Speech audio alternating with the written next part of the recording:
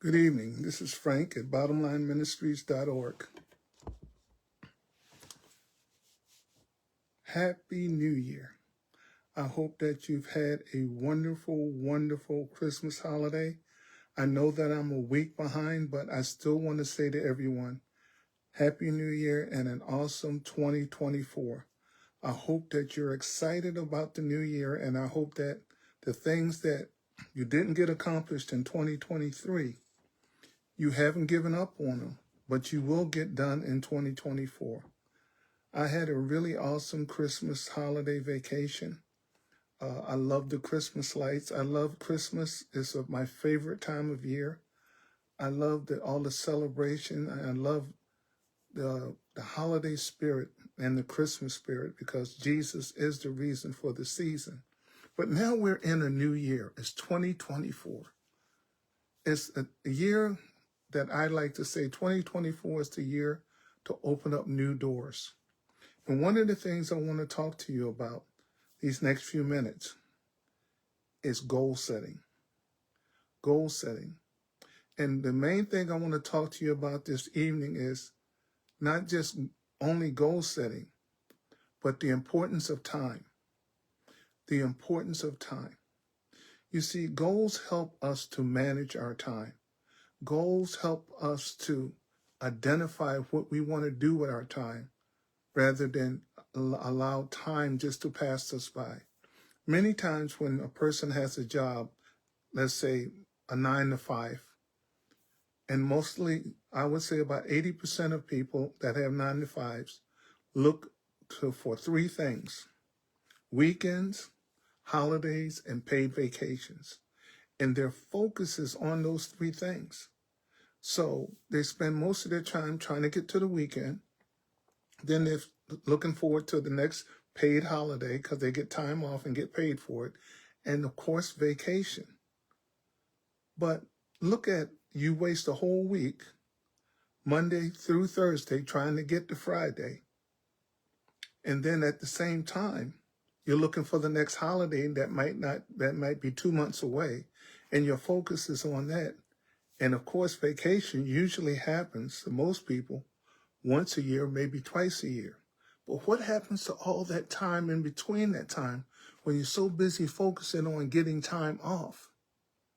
What are you doing with that time? The other 90%. Let me ask you a question. How important is time? You know, it has been said that all men are created equal. Have you ever thought, how are all men created equal? If a person is born and lives only, say, 3 days, and another person is born and lived to be 103, how were they created equal? You ever think about that? That's just how my mind works. How are all men created equal? I thought about that for many, many, many years. And I think it was in my late 40s that I finally realized how all men are created equal. It's not generic specific. How all human beings are created equal. When we are born, we all get 24 hours a day, not a minute more or a minute less. And whether I live 1 day or 100 years, I still get that same 24 hours a day. The difference is, what are you doing with your 24 hours? What are you doing with your 24 hours? That determines the difference between my life and someone else's life. What am I doing with my 24 hours? Now, I want you to think about this. I read this in my devotional, and it really got my attention. If I knew that tomorrow or the next day, I would be face to face with my Creator, the Lord God Almighty. If I knew within a 48-hour period, I will be face to face with Him, what would I do with my 24 hours? What would you do with your 24 hours? If you know that you were going to meet your Maker, that you were going to draw your last breath within the next 48 hours, what would you do with the previous 24 hours?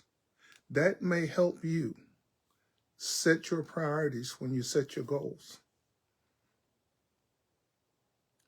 What will you do? What would you do?